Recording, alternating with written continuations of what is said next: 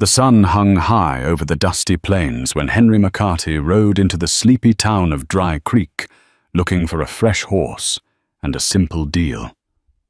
But fate had another plan. In a worn-down barn behind a shuttered ranch, Henry found something far more disturbing than a horse, a woman bound and gagged, fear blazing in her wide eyes. Suddenly, every hope of an easy transaction vanished. Secrets festered in the walls of that barn. Conspiracies flickered in every corner. Little did Henry know, uncovering this hidden prisoner would set off a chain of betrayals, shootouts, and truth-twisting revelations that no one saw coming. Henry McCarty was a man of simple tastes and patient temper. He had seen 30 summers pass in the rugged territories of the West, scraping by through rough winters and drought-stricken seasons. He'd come to Dry Creek with just one thing in mind: to purchase a sturdy horse that could handle cattle drives for his growing ranch. With times so unsettled, every man needed a good mount. It was the middle of July 1875, the sun beating down mercilessly upon the dusty street that cut through Dry Creek like a scar. The settlement was small, more a collection of clapboard buildings, straining against the desert wind than a bustling town. A dull hush lingered in the air, as though people spoke in whispers, for fear of stirring ghosts. Henry rode through the main thoroughfare, letting his sorrel mare find a comfortable amble. He'd heard a rumor from a traveling peddler that old Bill Townsend, an eccentric rancher on the outskirts of Dry Creek, was looking to sell a prime stallion. Townsend was, according to rumor, in dire financial straits and desperate for quick cash. Seeing as Henry's own trusty mare was approaching an age where rounding up cattle was more a burden than a chore, the deal seemed perfect. He planned to buy the horse at a decent price load, up on supplies, and ride back home all in a single trip. Raising a hand to tip his dusty hat, Henry greeted the handful of townsfolk who ventured onto the street. They eyed him with a curious blend of guarded hospitality and mild interest, typical of a place where newcomers were rare enough to become next day's gossip.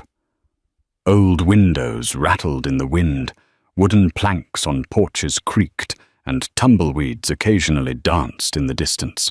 The closer Henry got to Townsend's ranch, the heavier his heart felt, as if the desert wind itself carried a secret warning. Finally, on the horizon, Henry spotted a crooked sign, Bill Townsend's Ranch, scrawled in black paint.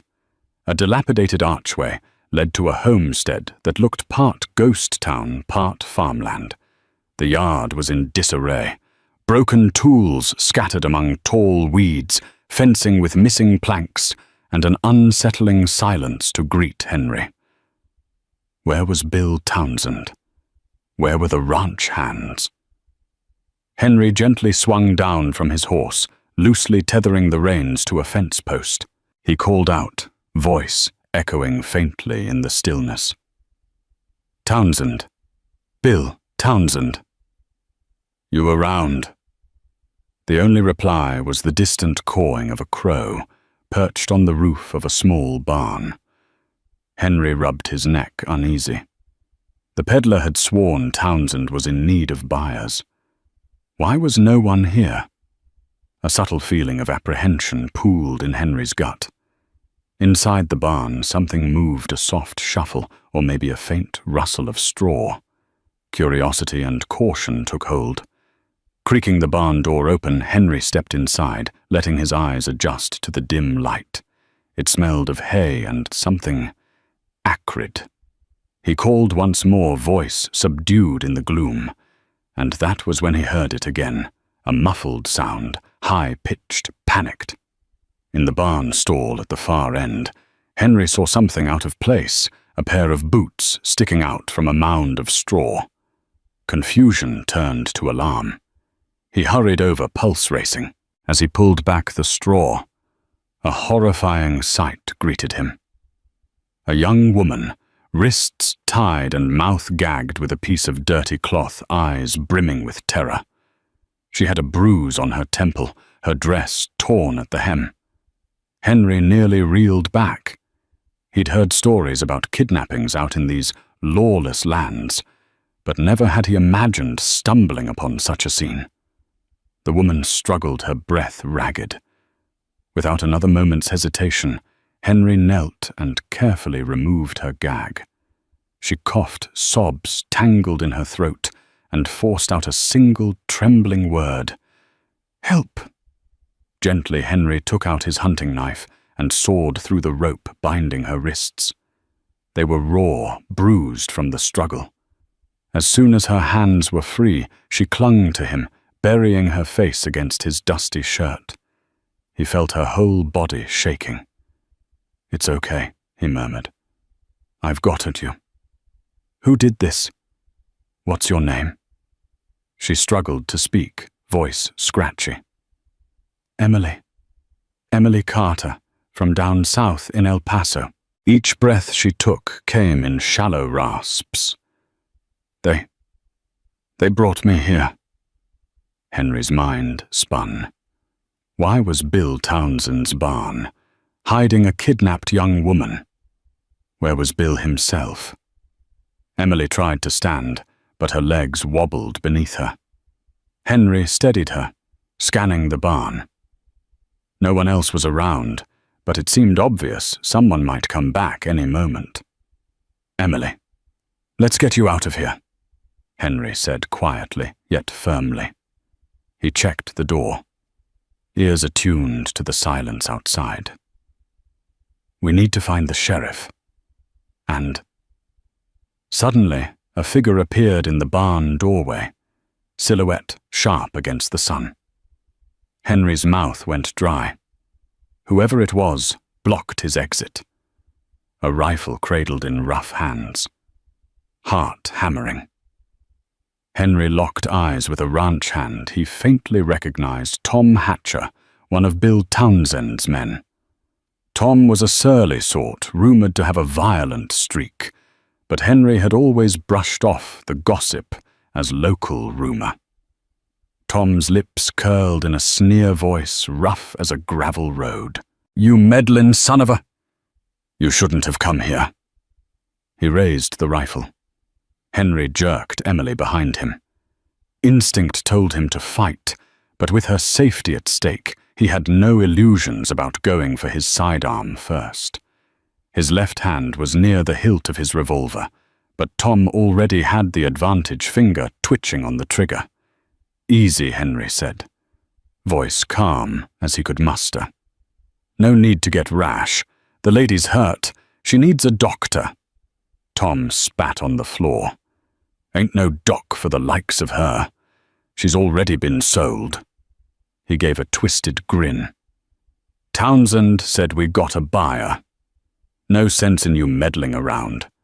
Now step aside before I turn you into fodder for the crows."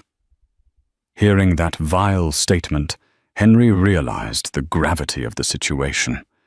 This was no simple horse deal. This was a ring of kidnappers, or worse. Emily clutched Henry's shirt, eyes wild with fear. Outside, the hot wind moaned. Tom tightened his hold on the rifle, aiming it at Henry.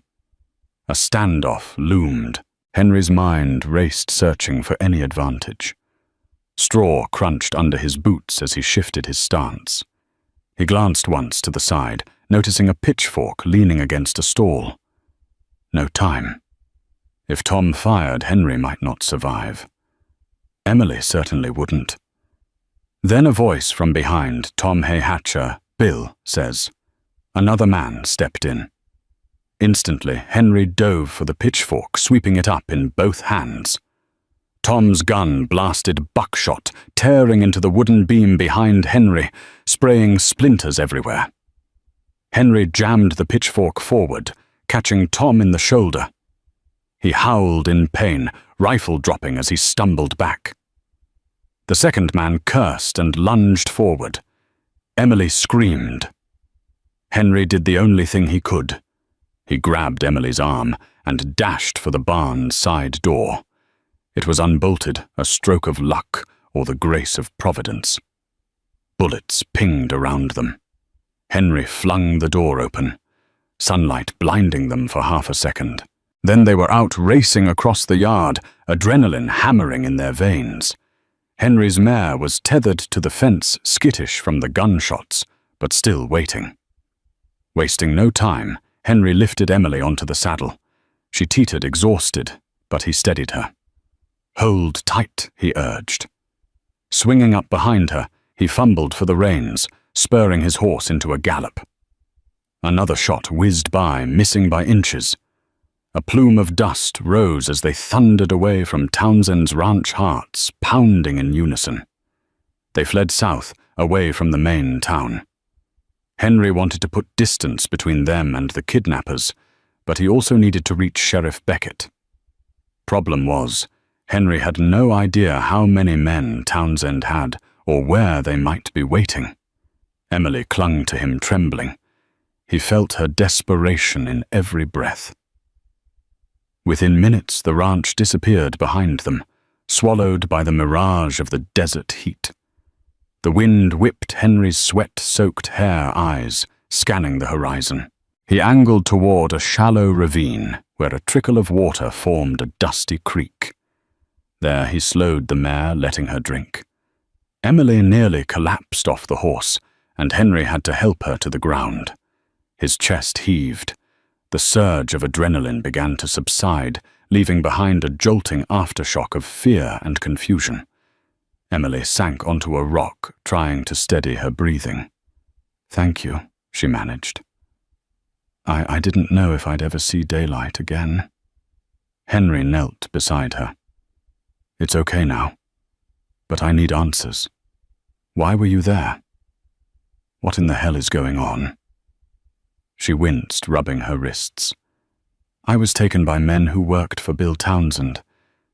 They came to El Paso, snatched me while I was visiting my aunt's store. Next thing I know, I'm on a stagecoach heading north, tied up. They said they'd sell me, like livestock." Her voice quivered. "I tried to fight, but they beat me, locked me up in that barn. I don't know the rest. I just kept hoping someone would find me." Henry felt anger boil in his gut. This is bigger than Townsend needing a quick buck. If he's part of a kidnapping ring, the sheriff needs to be told. But we have to be careful. Emily nodded, her eyes flicking across the horizon, as though any moment more armed men might appear. She was right to be paranoid. "Townsend has powerful friends," she whispered. "I overheard them talking about shipments of stolen goods and other captives. It's not just me. There may be more." Henry's jaw tightened. The good folk of the West endured rough living, but kidnapping and slavery had no place in any decent society. He took a breath. "We're heading to see Sheriff Frank Beckett. He's a fair man, and the only Lord Dry Creek Scott. Let's hope he's not in Townsend's pocket." Standing, Henry helped Emily back onto the horse. She was still weak, but her resolve sparkled behind her tired eyes. They needed a plan to alert the law, protect Emily, and figure out a way to put a stop to Townsend's operation. The desert wind shifted again, stirring up dust devils in the distance, as if nature itself braced for the storm that was about to come. The ride into Dry Creek was tense. Henry kept expecting to see Townsend's men come charging over a rise, guns ablaze. But the dusty road remained empty, the only shapes in the distance being low hills and the occasional tumbleweed. Emily gripped the saddle horn, knuckles white. Henry guided the mare around cacti and sagebrush, forging a steady path toward civilization. They arrived back in the main street of Dry Creek around dusk. A few lanterns glowed from inside shops and houses. At the far end stood the sheriff's office, a sturdy wooden building with a single barred window. Henry halted outside the hitching post, assisting Emily down gently. When they walked inside, their presence startled the occupant behind the desk, an older man with grey hair, deep lines marking his sun-baked face, and a tin star glinting on his vest. Sheriff Frank Beckett. He stood, eyes narrowing in concern. "Henry McCarty, that you?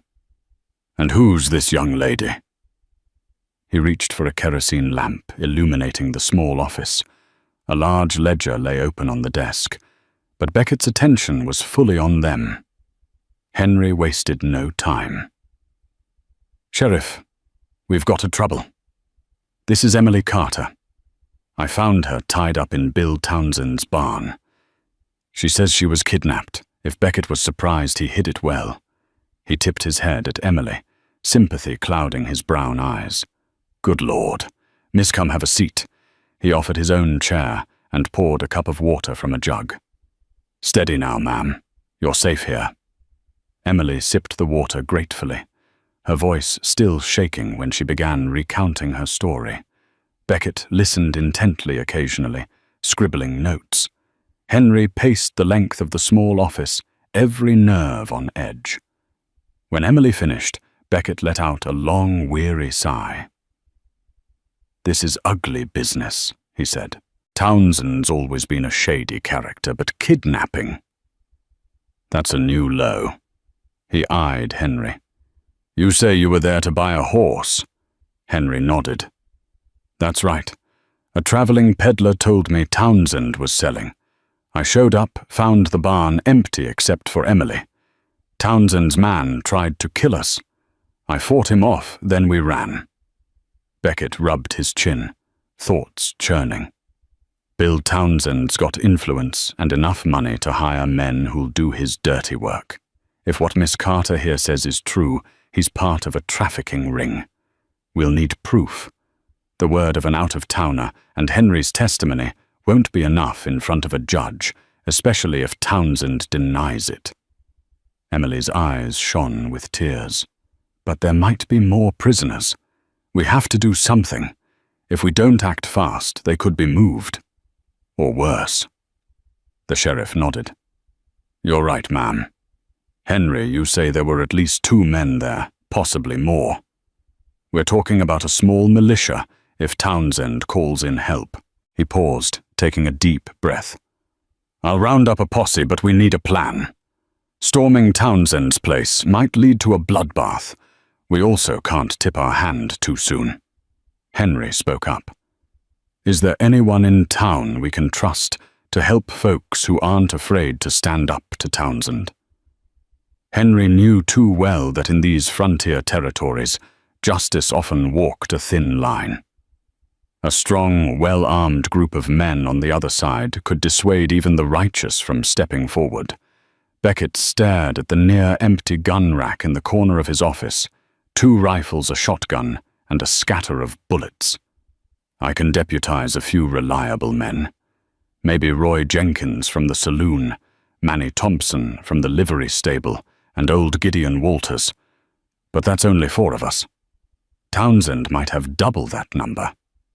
Emily swallowed hard. "What if we found more evidence, enough that you could call in bigger help?" Beckett tapped his pen against the ledger, face grim. "That's the idea. If we can uncover documents, ledgers listing shipments of contraband, or purchase records for hostages, anything that ties Townsend to a criminal network, we could contact the U.S. Marshal's office in Abilene. But if we try searching Townsend's ranch without cause, he'll bury the evidence or shoot us on sight." Henry sighed.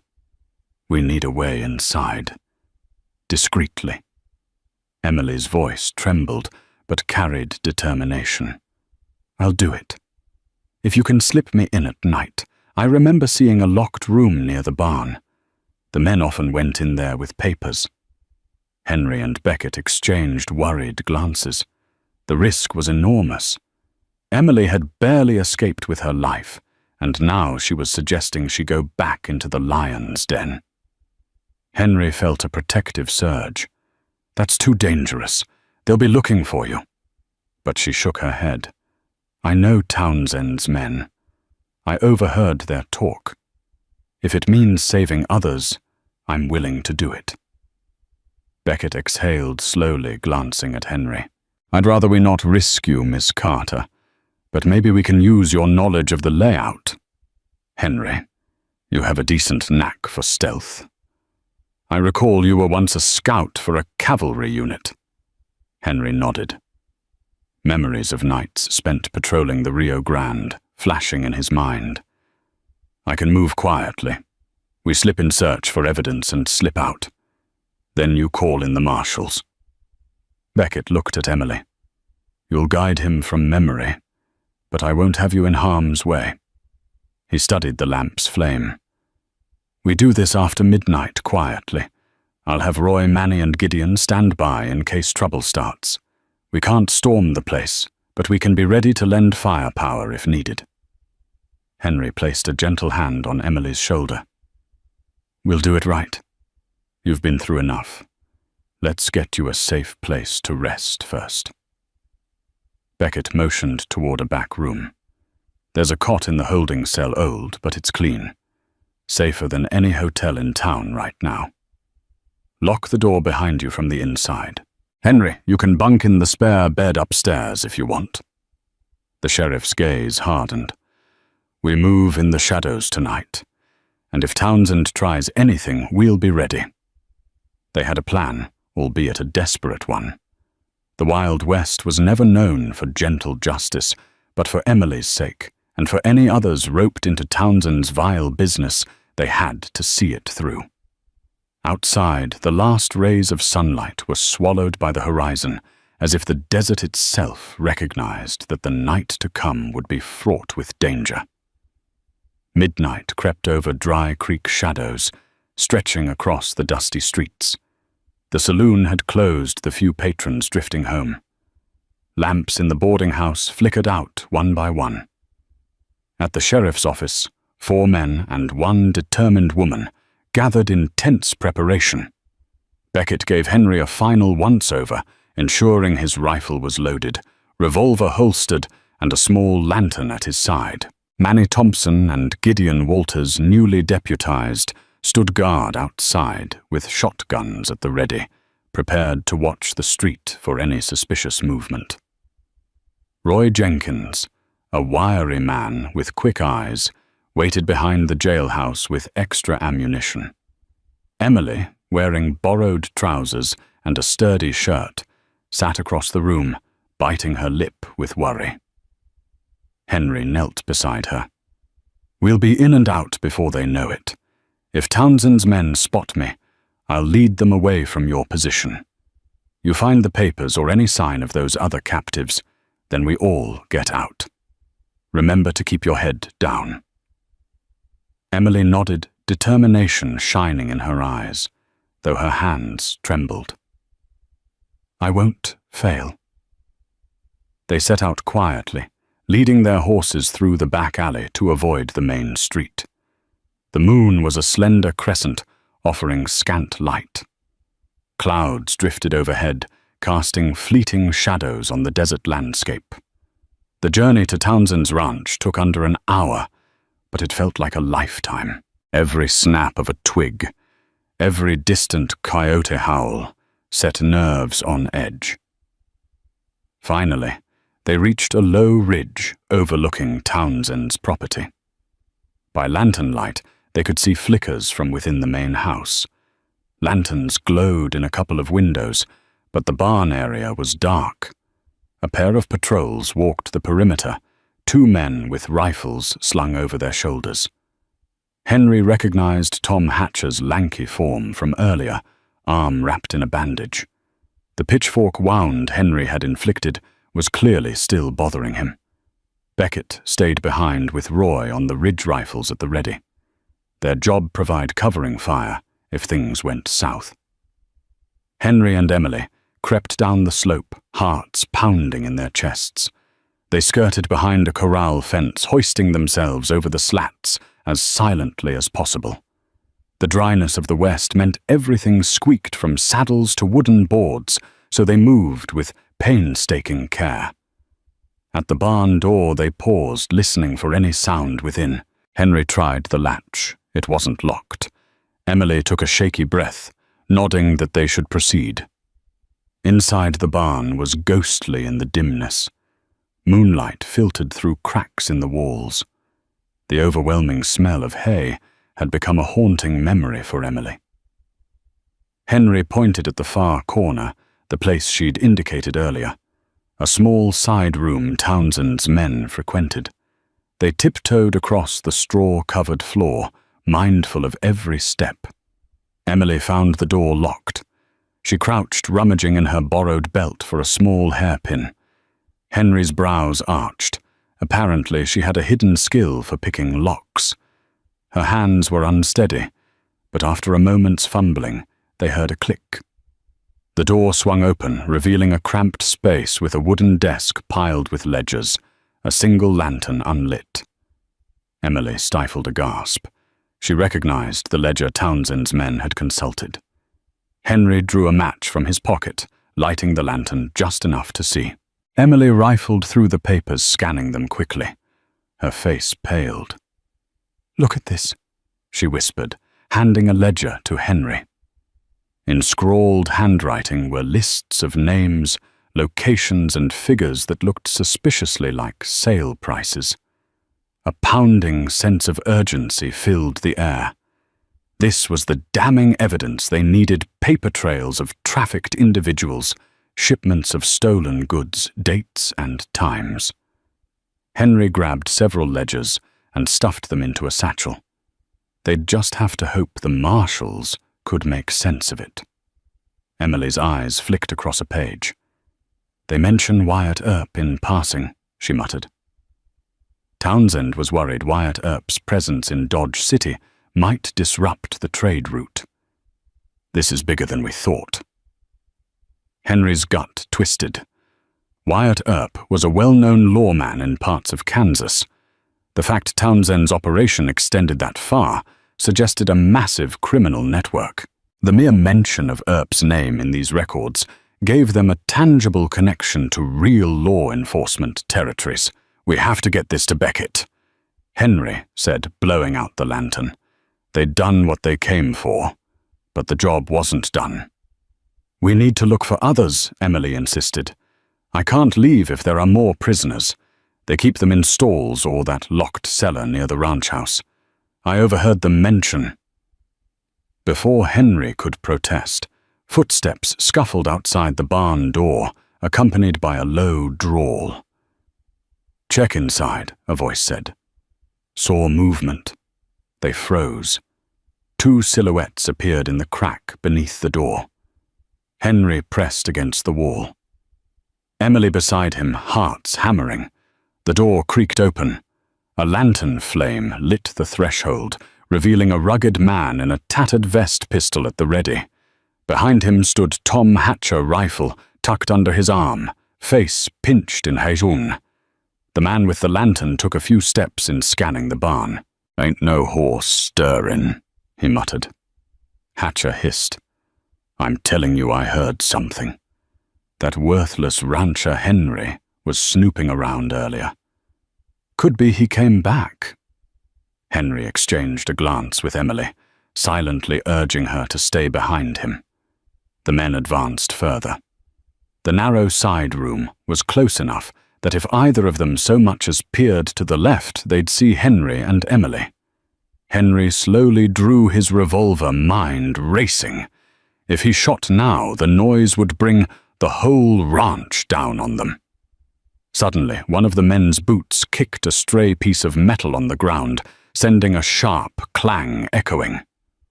"Damn it," he muttered, shifting his lantern downward. In that moment of distraction, Henry lunged out, pistol whipping the man's wrist to knock the lantern aside. The man cried out, dropping it. A second blow to the temple crumpled him like a rag doll. Hatcher whirled, rifle swinging up. Emily kicked the door, slamming it into Hatcher's wounded arm. He howled in pain, trigger finger jerking a shot into the barn ceiling. Splinters rained down. Henry rushed him, grappling for the rifle. They crashed against the barn wall, wrestling. Hatcher spat curses, eyes blazing.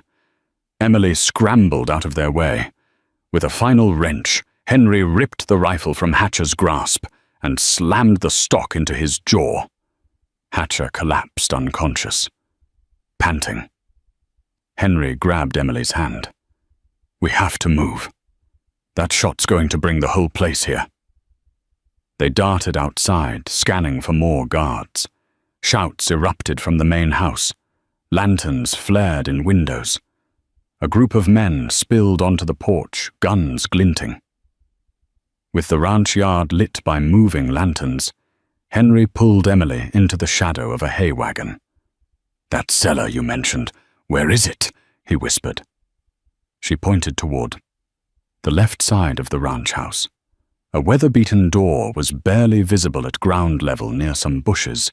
Henry could see shapes hurrying in the yard, but they might have a moment if the men rushed to the barn first. "Let's go," he hissed, leading her around a corral, staying low. Gunshots rang out from behind them, Beckett and Roy covering them from the ridge. The barrage pulled Townsend's men into a chaotic scramble. Some fired blindly toward the ridge, others ducked for cover behind wagons or barrels. Under this sudden flurry, Henry and Emily slipped closer to the cellar door. Their luck held as they reached the door unspotted. Henry tugged on the handle. Locked.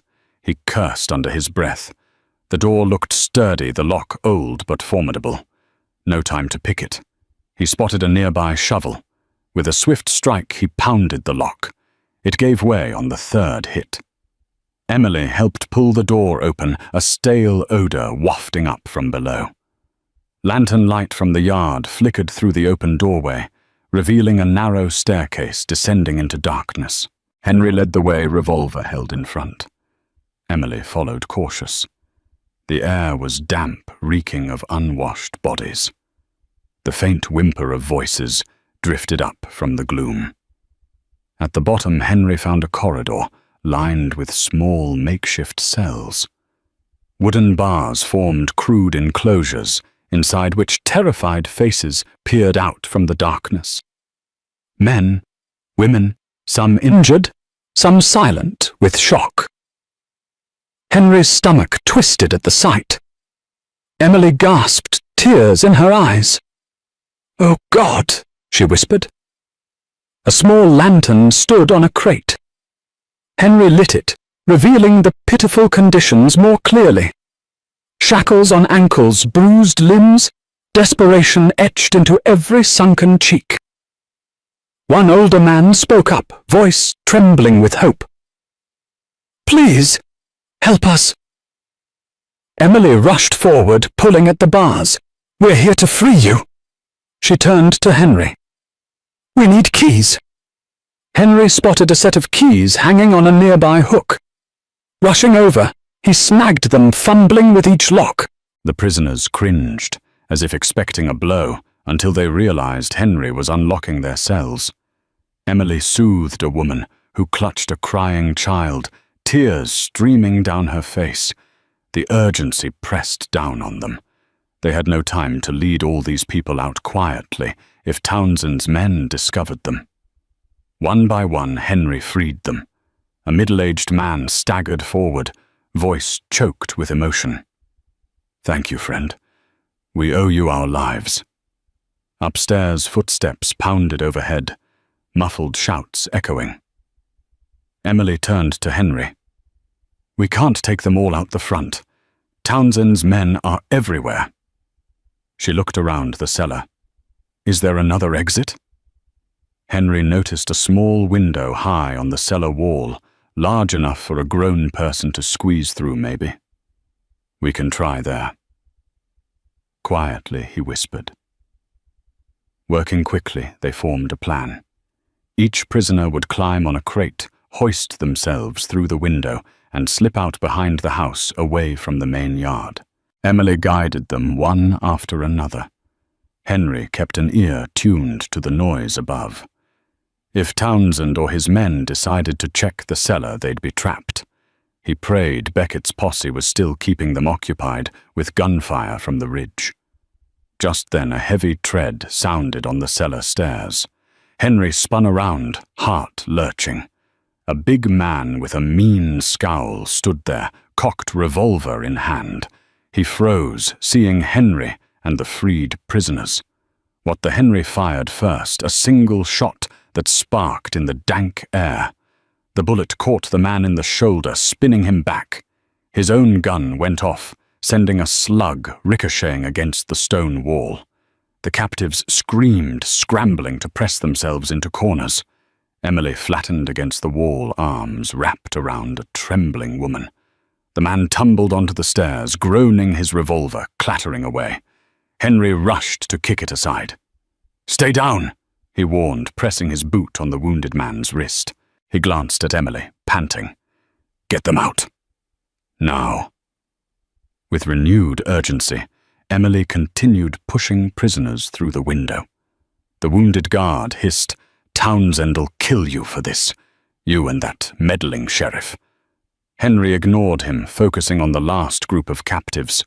Tension soared. Any second more men could appear. Finally, the last child was helped through. Emily turned to Henry. "Go you first." But Henry shook his head. "I'll cover you." "Go," he barked, pressing the barrel of his revolver deeper against the guard's shoulder to keep him from reaching for a hidden weapon. Emily's eyes shone with emotion. She hoisted herself up, slipping through the window. The wounded man spat curses in defiance. Henry, jaw set, grabbed the ring of cellar keys from the guard's belt, then with a swift motion cracked the butt of his gun against the guard's skull, knocking him out cold. No time for niceties.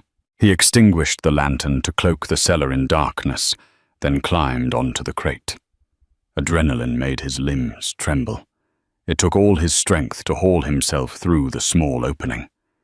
He landed heavily outside, dust rising. Emily was there, helping him up. In the distance, Henry spotted the freed prisoners huddled by the corral fence, terrified, but alive. Time to get them away from here, and fast. Gunshots blazed from the ridge again. Beckett and Roy were relentless, clearly trying to draw as many of Townsend's men away as possible. Henry motioned for Emily to lead the captives toward a shallow ravine behind the property. "Stay low and go," he whispered. They obeyed, fear fueling their every step. Henry turned to provide cover, scanning for any sign of pursuit. He saw a figure on the ranch porch, Bill Townsend himself, brandishing a Winchester rifle, barking orders. Another muzzle flash erupted from the ridge, forcing Townsend to duck. Henry seized the moment to sprint after the group. The desert night wrapped them in fleeting cover. They regrouped at the base of the ridge, panting. Sheriff Beckett and Roy emerged from behind rocks, guns still smoking. Beckett's eyes widened at the sight of the ragged prisoners. "Great heavens, Henry, you found them all." Henry nodded, chest heaving. They were locked in a cellar. "We've got the proof we need, ledgers, names, everything." He held up the satchel. Roy let out a low whistle. "That's the best news I've heard all day. We'd best get these folks out of shooting range." Beckett studied the freed prisoners, compassion etched into his face. "There's an old mission south of here that'll give them shelter. My sister's a nurse there. We'll move them tonight." But Townsend's men wouldn't let them escape so easily. A fresh hail of bullets whined overhead, forcing the group to flatten against the rocky ground. Townsend's voice, carried by the desert wind, bellowed from near the barn. "You double-crossing scum, hand over those people, or I'll burn this whole place down." Beckett fired a shot in Townsend's direction. "Townsend, you're under arrest for kidnapping and human trafficking. Drop your weapons and come out." Townsend's mocking laugh echoed in the night. "Arrest me? You ain't got the power, Beckett. My men outnumber yours. Run while you still can." A bullet splintered the rock beside Beckett, forcing him to duck. Henry recognized a standoff they couldn't maintain indefinitely. "Sheriff, We need to get these people out of here, but Townsend's got too many guns. We can't hold them off. Emily moved among the freed captives, offering quiet reassurance. Beckett grimaced, reloading his rifle. We'll lay down covering fire while Roy leads them to the mission. Henry, you take half the group on your horse. I'll guide them on foot. Roy nodded. Let's move fast before Townsend circles around. Henry and Beckett unleashed a rapid volley of shots, forcing Townsend's men to duck behind walls and wagons. In that brief lull, Roy herded the captives over the ridge, away from the ranch. Henry helped a limping elderly man onto his horse, Emily supporting a wounded younger woman. The exodus was chaotic but purposeful. Townsend's men, disorganized by the sudden mass departure, fired sporadically. Bullets kicked up dirt, whizzed overhead, but the rescuers stayed low, pressing into the darkness. Beckett was the last to leave, launching a final round of shots that sent Townsend cursing into hiding. When Henry finally crested the ridge, chest burning, he glimpsed Townsend's ranch behind them in partial ruin. Fences shattered, bullet holes riddling the barn. The lights from the main house flickered ominously. He wondered how this night would end. But one thing was certain: they had a chance now to bring Townsend to justice. By dawn's first light, the group reached the old Spanish mission, a squat adobe building framed by mesquite trees. The gentle toll of a mission bell greeted them. Sister Beatrice, a woman of kind face and firm resolve, welcomed the bedraggled captives without hesitation. Beckett introduced himself, quickly outlining the situation. The courtyard became a makeshift infirmary. Emily, though still exhausted, helped Sister Beatrice bind wounds and distribute water to the rescued men, women, and children. Their expressions carried a mixture of disbelief and relief, as though they had escaped hell itself. Henry paced near the mission gates, a weight of anxious thoughts pressing on him. They had Townsend's ledgers, the freed prisoners, and eyewitness accounts. Yet Townsend and his men still roamed free, a dangerous threat. The wide, untamed West might allow them to slip away, continuing their trade elsewhere. Sheriff Beckett approached, removing his battered hat to wipe his brow. We need to send for U.S. Marshals. This is beyond local law. With these hostages and the documents, we have enough to call in federal forces. Henry nodded. Abilene or Austin might be the closest marshal stations, but traveling that far is risky. Townsend could retaliate. Beckett frowned. We'll send Manny Thompson as our messenger. He's quick and knows back trails. Meanwhile, we'll fortify the mission. Townsend won't dare assault it openly. I hope. Sister Beatrice joined them, hearing the tail end of their conversation. Her gentle voice held surprising steel. This mission has stood against bandits' Comanche raids and the ravages of time.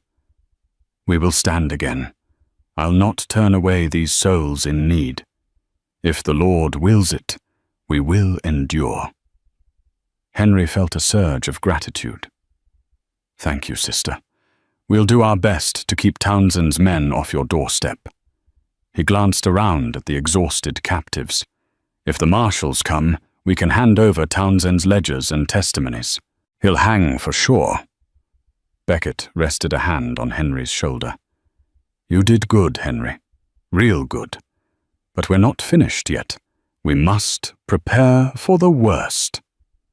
Emily approached, wiping sweat from her brow. Everyone's settled for now. Sister Beatrice thinks we should rest, but... She hesitated. I can't rest yet. Townsend won't just give up. He'll come after us, after me, after them. Henry nodded grimly. We have to be ready. For 2 days, the mission transformed into a vigil of anxious waiting and preparation. Manny Thompson rode off to deliver the message to the marshals. Beckett, Roy, Gideon, and Henry scouted the surrounding terrain, setting up hidden vantage points, fortifying the mission's walls with sandbags and crates. Emily trained with a borrowed revolver. She was no gunslinger, but her aim improved with each practice shot. Sister Beatrice and her fellow nuns continued to care for the rescued victims. Some told harrowing stories of how Townsend's men had abducted them from stagecoaches or small towns. Each tale fueled the posse's determination. Emily, in particular, found renewed purpose, guiding the frightened souls, reminding them that their ordeal was over, that justice was near. On the second night, a rider appeared at the mission gates, spurring hearts into their throats. It turned out to be Manny Thompson, returning with news. The marshals in Abilene had dispatched a small detachment, but it would take at least a week for them to arrive. In the unpredictable West, that week might be the difference between safety and disaster. The next morning, Henry awoke to see a dust cloud on the horizon riders. He climbed the mission bell tower with Beckett peering through a spyglass. 10 horsemen, at least. Their direction was unambiguous, Townsend's men. Fear churned in Henry's gut. The mission would become a battleground. Beckett spoke quietly, handing Henry the spyglass. "They're heavily armed. I see shotguns, rifles, a couple of revolvers. They're not here to parley." Henry's mouth was dry. Below them, Sister Beatrice led the rescued individuals inside the mission walls, securing the heavy wooden doors. Emily emerged face-set in determined lines, clutching her revolver. Roy, Gideon, Manny, and a few able-bodied men from among the rescued took up defensive positions. Henry called down 10 riders, probably more behind them. He slid down the ladder landing beside Emily. "It's showtime." Within the hour, the riders approached, fanning out in a semicircle in front of the mission gates. Bill Townsend, large in stature, trimmed beard, dusted with grey, sat astride a black stallion. Despite the early morning sun, the air felt cold, as if death lingered on the breeze. Townsend's voice boomed. "Beckett, Henry McCarty, you've got something that belongs to me. Hand over those people and those ledgers, or by God, I'll burn this place to the ground." Henry clenched his jaw, stepping onto the mission wall's small walkway. He shouted, "They're free people, Townsend, not your property. The marshals are on their way. You'll hang." Townsend sneered. "Big talk, ranch hand. Let's see you back it up." He raised his hand. At the signal, his men aimed rifles and revolvers at the mission. Henry ducked behind the wall, adrenaline spiking. A split second later, gunfire thundered. Bullets peppered the adobe walls, chunks of plaster flying. The defenders returned fire. Beckett's rifle cracked. Roy's shotgun roared. Manny and Gideon fired from windows. Emily stood beside Henry, taking careful shots, forcing the attackers to scatter behind rocks and cacti. The courtyard filled with arid smoke. Sister Beatrice hustled the frightened prisoners deeper inside, away from stray bullets. Return fire from Townsend's men was fierce, but the mission's thick walls provided decent cover. Henry shot 2 rounds at a figure attempting to flank the left side. The man dropped wounded. Townsend bellowed curses, his voice rising above the chaos. Another volley hammered the mission walls. Sparks flew, dust and smoke blending in the scorching sunlight. Henry felt a bullet zing past his ear, the near miss fueling his focus. He reloaded swiftly, sweat dripping into his eyes. Time blurred in the heat of battle. Shouts echoed, men screamed in pain. One of Townsend's men flanked the rear of the mission, only to be forced back by Gideon's shotgun. The old mission door held fast under repeated strikes. The defenders, though smaller in number, had the advantage of strong fortifications. Amid the chaos, Henry spotted Townsend off to the side, rallying a group. "Come with me," Townsend barked, urging his horse around the mission's perimeter. Henry realized they might be looking for a weak spot or trying to breach a side entrance. He alerted Beckett. "I'll cut them off," Henry shouted, vaulting over the low portion of the wall. Emily saw him go and followed, ignoring Henry's protest. Together, they navigated the outside edge, creeping through the mission orchard.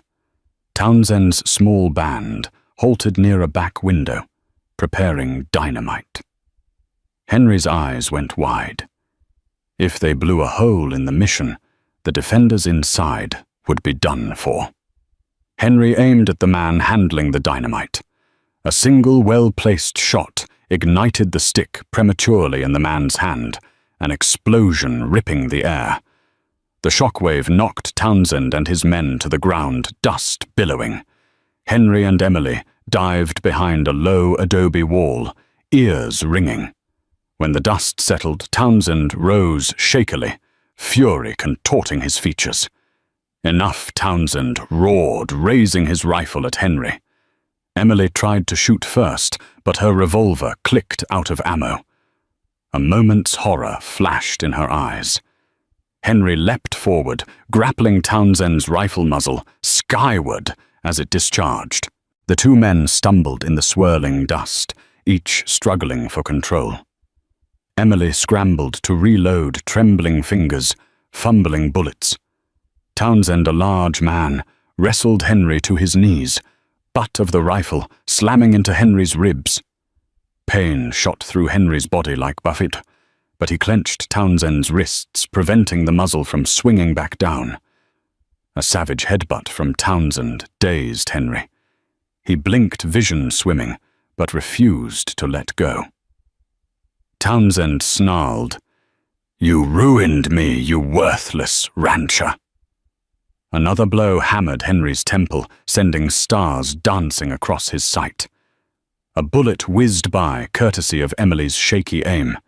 It didn't strike Townsend, but it caused him to flinch. Summoning every ounce of strength, Henry drove his fist into Townsend's jaw. The big man stumbled. Emily snapped off another shot. This one hit Townsend in the shoulder, spinning him around. His rifle dropped with a clang. Blood stained his shirt. He staggered, cursing hand pressed to his wound, eyes wild with hatred. Henry, bruised and battered, seized the moment. He kicked Townsend's rifle away and yanked a length of rope from his belt. Emily covered him, revolver trembling, but aimed. Townsend's men, scattered by the explosion, were nowhere near enough to save him. Grimly, Henry wrestled Townsend's arms behind his back and cinched them tight. Blood dripped from Townsend's wound. His face twisted with pain and fury. "I'll kill you," he hissed. "I'll kill all of you." Henry glared, panting. "You'll be lucky if a judge doesn't hang you first." He shoved Townsend onto the ground, foot pressed on his back, while Emily kept the gun trained. Over by the mission walls, the last of Townsend's men either lay wounded or had fled, discouraged by the mission's resolute defense. The gunfire died to an eerie stillness. Dust and gun smoke clung to the dawn air. Sheriff Beckett appeared from the orchard rifle, cradled in his arms, scanning the scene with relief and exhaustion. Roy, Gideon, Manny, and a couple of the braver rescued men followed. They took one look at Townsend, hog-tied and bloodied, and let out a collective sigh of victory. Beckett spat on the ground beside Townsend. "Bill Townsend, you're under arrest for kidnapping, trafficking, and murder." He looked to Henry and Emily. "You two all right?" Henry wiped blood from his split lip. "We'll live." Emily nodded, though her hands still shook. Roy cleared his throat. "Townsend's men are either dead or run off. We got a couple pinned down near the corral, but they threw their guns down soon as Townsend fell." Beckett motioned for Manny to round them up. Gideon gently helped Henry to his feet. Sister Beatrice arrived calm as a rock in a storm, offering water and quick medical attention. The mission courtyard was full of weary defenders, freed prisoners offering thanks through teary eyes. In that moment, Henry realized they had done it.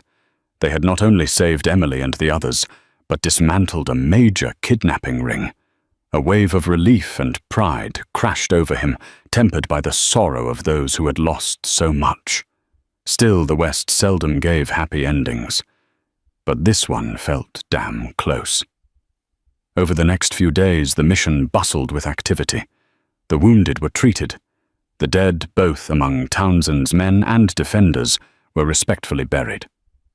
The freed captives prepared to rebuild their lives, some planning to return to their hometowns, others deciding to stay in Dry Creek for a fresh start. Word traveled fast. By the time the U.S. Marshals arrived, a lean group of hard-faced men wearing silver badges. The story of the mission standoff was legend. They collected Townsend, his surviving henchmen, and the damning ledgers. They interviewed Emily Henry and the rescued captives, ensuring no detail was overlooked. Wyatt Earp's name in the ledger caught their attention, confirming Townsend's network reached far beyond Dry Creek. One evening, Henry and Emily sat on a bench outside the mission, watching the sunset paint the sky. Henry's ribs were bandaged, and Emily's bruises had begun to fade. She leaned against him, head on his shoulder. The desert wind felt cooler now, almost gentle. "Thank you," Emily whispered, "for coming to buy a horse and ending up saving me." Henry chuckled softly, the sound tinged with residual pain. "Never imagined I'd buy a horse and rescue a woman in the same day."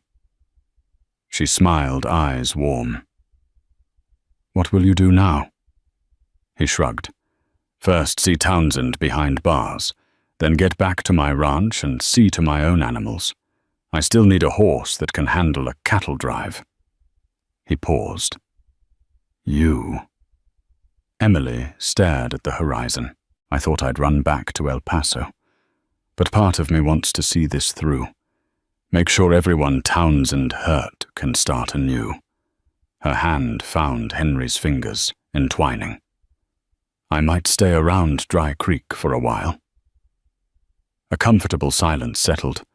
Their bond was forged in fire, each having risked their life for the other, and for a cause bigger than themselves. Sister Beatrice's gentle bell rang, calling people in for supper. In the courtyard, the marshals stood guard over Townsend, who sat behind makeshift bars, expression cold and broken. Henry and Emily rose hands clasped. The future remained uncertain, but for now they had a measure of victory in a land where justice was too often scarce. The sun dipped below the horizon, painting the sky with blood red and gold. Another day in the Wild West, but for once hope outshone despair. The dust has settled, the captives are free, and Bill Townsend's dark empire crumbles under the watch of the U.S. Marshals. Through grit, courage, and a fierce determination to stand against evil, Henry McCarty, Emily Carter, and Sheriff Beckett have shown that even in the harshest territories of the Old West, humanity can prevail. Their unity against Townsend's ruthless gang reminds us how the strongest bonds form in moments of danger and sacrifice. Though each scar and bruise tells a painful story, they also mark the birth of new hope. If you've been moved by this tale of bravery and compassion, please like, share, and subscribe to this channel. Help keep stories of heroism alive, ensuring that courage triumphs over cruelty in every dusty corner of our imaginations. Let the spirit of Dry Creeks stand for justice, inspire all of us to stand up for what's right, no matter the odds.